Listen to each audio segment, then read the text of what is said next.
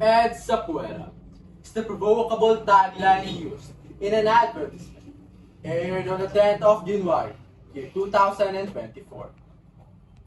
This campaign calls for revision to the 1987 Philippine Constitution, which was approved on its third and final reading by the House of Representatives.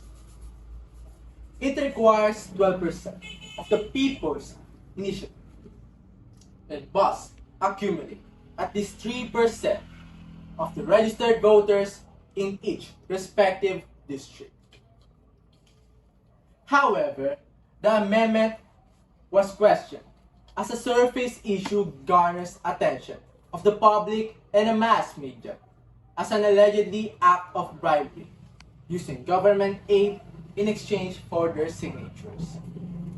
It is also being debated whether our constitution should be amended immediately. From what I have observed, I strongly believe that the amendment of the 1987 Philippine Constitution, also known as the Charter Change, should be abolished. As I see no reason for it to be changed as long as it performs its function as it should. Without further ado, let me be the one to enlighten you on this topic as I give my 3 reasons why it should be abolished. First and foremost, there are already pre-existing problems in our country that ought to be resolved rather than focusing on the amendment of our constitution. There are a bunch of laws, such as the Soldier Bill, that were proposed a long time ago yet remains pending in Congress. In spite of that, they are more invested in making charter change possible. Next in line, this can be a driving force to potentially misuse the power that was given to them as the amendment happens.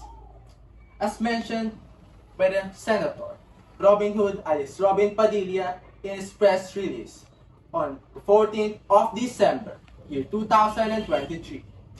He proposes revisions to the constitutional terms in every government position, including the presidency. This explicitly shows the intended manipulation of our constitution and bylaws.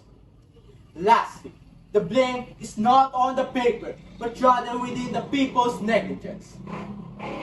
Our constitution was enacted to serve only as our guidance, and we are given the power to implement rules and uphold principles within the scope of its jurisdiction.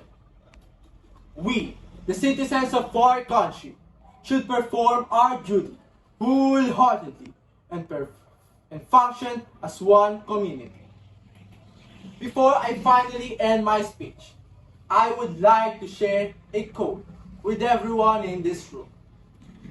Politics is the art of looking for trouble, finding it everywhere, diagnosing it incorrectly, and applying the wrong remedies. This quote came from the notable American comedian and actor, Groucho Marx. The 1987 Philippine Constitution, therefore, should not be amended immediately and ought to proceed through several assessment and transparent proceedings before we completely integrate the newly established Constitution.